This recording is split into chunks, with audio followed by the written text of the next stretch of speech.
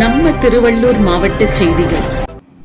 ஏழை எளிய மக்கள் பயன்பெறும் வகையில் மலிவான 763 வகையான மருந்துகள் உள்ளடக்கிய 1000 முதல்வர் மருந்தகம் திட்டத்தை முதல்வர் இன்று தொடங்கி வைத்தார்.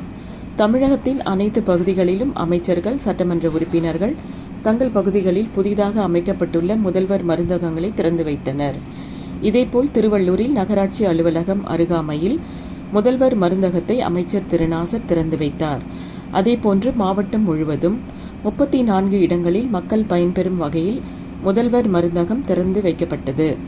முதல்வர் மருந்தகம் திறப்பு விழாவில் கூட்டுறவு சங்க அதிகாரிகள், விற்பனையாளர்கள், திமுக நிர்வாகிகள் மற்றும் பொதுமக்கள் உள்பட ஏராளமானோர் கலந்து கொண்டனர்.